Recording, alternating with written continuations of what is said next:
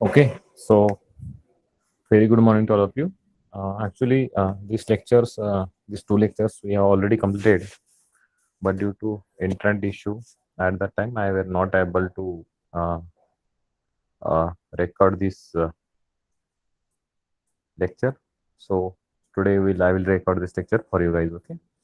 So the first point is that types of transfer mode. Okay. So what is a transfer mode? Its components, its major parts, its process, and its working. That all things we have completed in last lecture. Okay, so today we'll see the types of the transfer mode. Okay, so types means how the transfer mode process carried out in the different way. Majorly, there are two different ways or two different types. By using that, we can carry out the uh, transfer mode process. First one is a plunger type. Okay, so first one is a plunger type. So if you see here, just a second, I will. Okay, so this is a plunger. This is upper die. This is molded part, and from this we can use from these two lines we can use from these holes or lines we can use the ejector. So this is okay. So how this is going to work? Okay, so this is a upper die and this is a lower die. These two dies will come to each other by means of compression pressing. Okay, and at that time, this plunger will done. With this plunger will just it force this material into this shape. If you see here, this is a shape and this is a shape. Okay, so this plunger will done? It will force the material into it. Okay, so this is a general procedure of a plunger type transfer mold. And if you when the these two dies will go apart, means this die when at unloading condition, this die will be go upward and this die will go downward.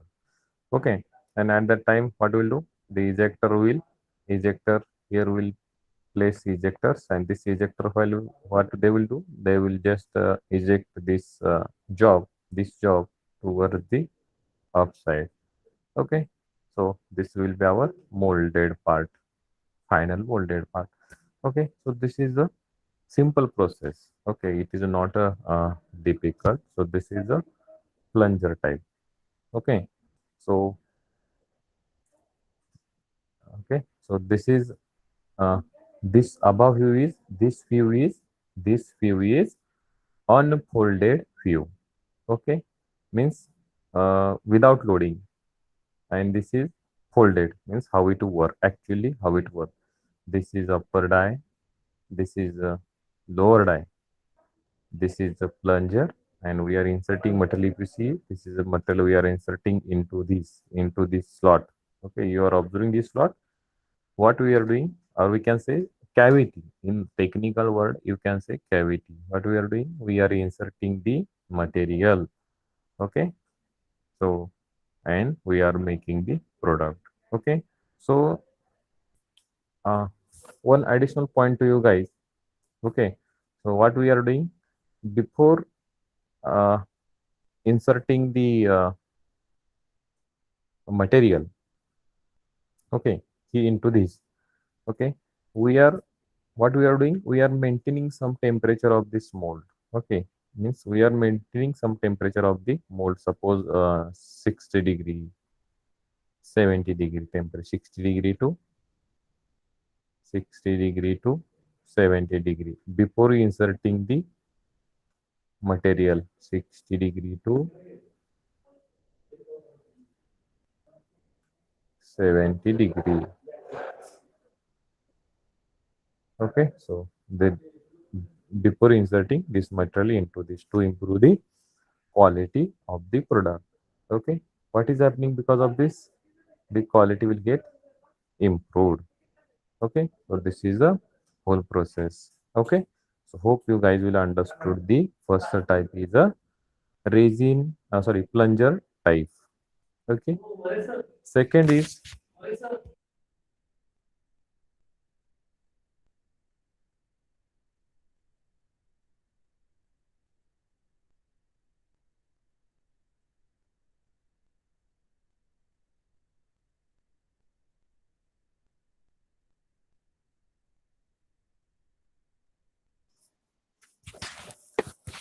okay. So next is resin type. Okay, so it can be called as a resin transfer molding RTM. Okay, it can be called as an RTM. Before going to this point, I will discuss some this point. Okay, what is the given in data? It consists of transferring the plasticity. Whatever we have discussed, all things are here. Okay, so no need to read this word. Okay, so I have already told you in the simple language what is a plunger type. You, if you want, you can read it additionally, and this is what this data is all about, that what we have discussed here. Okay, so next is a resin type. Okay, so resin type is also called as a RTM. RTM. Okay, resin transfer molding. Okay, so in which heated mold is closed by putting reinforcements which is oriented into the skeleton of the actual part. Okay, so I will show what is this is a diagram. This is also not a uh, typical. Okay, just what we have to do, we have to just uh, see the diagram. Okay, and by observing the diagram, we have to just write down the theory. Okay, so here if you see the skeleton for actual part to be molded. Okay, and reinforce. Okay, so skeleton means it is a duplicate part. Okay, so a layer of the resin. We are just means suppose for we can say uh, we are using this resin type of molding for the hollow part. Means suppose our part having shape like this, but it is a this part is uh, hollow into inside. So for that we what we are doing, we are just using the skeleton for the actual part to be molded, and this is same process. This is a, if you see here, this is upper die, this is lower die. This is skeleton for actual part to be molded. This one. Okay, and uh, from this side, what we are doing, we are just pressing the material into this one. Okay.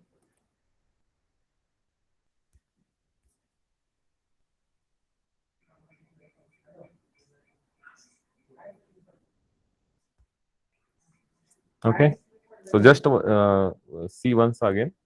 Okay, so it is not a difficult.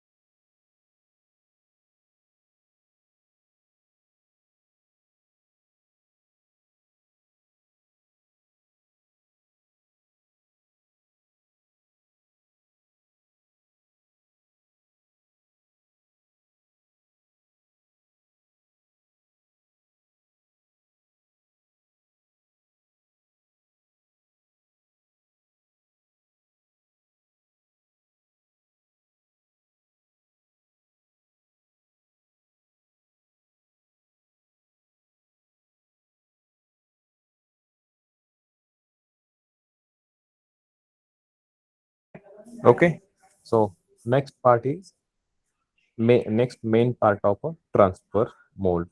Okay, so first one is a, what is first one is a, this one is a transfer pot, this one is a plunger, next is gating system. Gating plunger means now we have seen the use of plunger in first diagram, plunger type.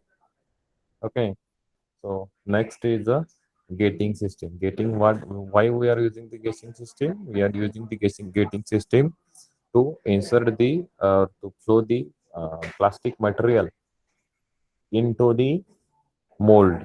For that purpose, gating system we are using. Next one is a heating system. Heating system means mold heating. Okay, now we have discussed what we have discussed before pressing material into the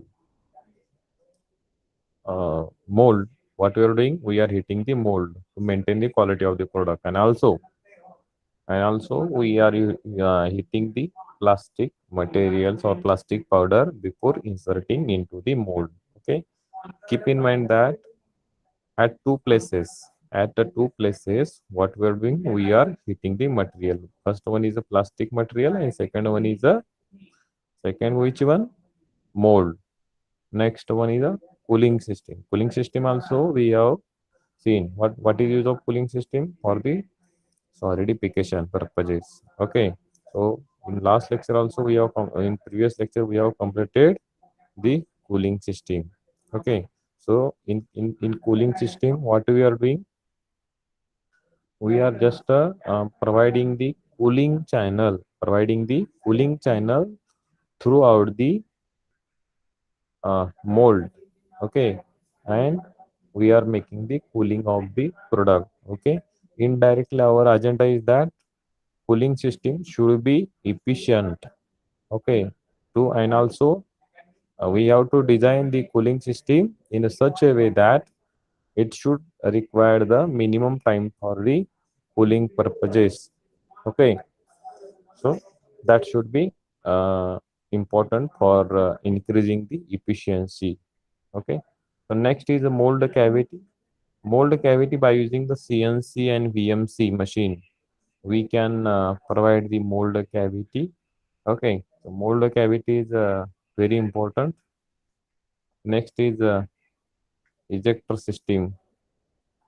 Ejector system or ejector mechanism. Now also we have seen due to the compression pressing, due to the pressing between the two molds, upper mold and lower mold, part getting jammed. Sometimes it is getting jammed in upper mold and sometimes it is getting jammed into the lower mold. Okay, so what we are doing, we are using the ejector mechanism to make job our product free. Okay, so this is about all about the main parts of the transfer mold. We'll go for the next of automation in the transfer mold. Okay, so automation means in which cases we are making the automation. Nowadays we have known that automation have a more scope in the, sorry, automation have more scope in the industry. Okay, so suppose if job is heavy and it is sometimes it is difficult to work manually, then we are, what we are doing, we are making the automation. Okay, so which type of automation is possible in transfer molding? First one is a material handling, means as we know that material means whatever the plastic powder is there, we sometimes it will sometimes what we are doing, we are designing the conveyor so that by using that conveyor the plastic powder can easily get filled into the hopper of the mold. Okay, and after that the screw, what will do that screw what we are using for the forcing this plastic powder into the heater, and after the heater there will be the we are sending into the mold. Okay, so feeding system in transfer pot. Okay, feeding, now also a discussion, that is feeding system is in transfer pot. Okay, next is the mechanism of heating. Electrical means, suppose mechanism of heating means suppose we have upper die and lower die, or upper mold or lower mold. Okay, and suppose we want to maintain the temperature of that mold 20 degree or 30 degree, sorry, 60 degree or 70 degree. Then what? How we are designing? We are using the temperature sensor. We can maintain temp. Suppose now our mold having temperature is 70 degree. We want to heat that mold beyond the 70-degree temperature. Then what we are doing? We are just at the 70 degree. We will what will do? The temperature sensor will change the degree, and if he will get the reading 70 degree, then what will do? We will just stop the heating.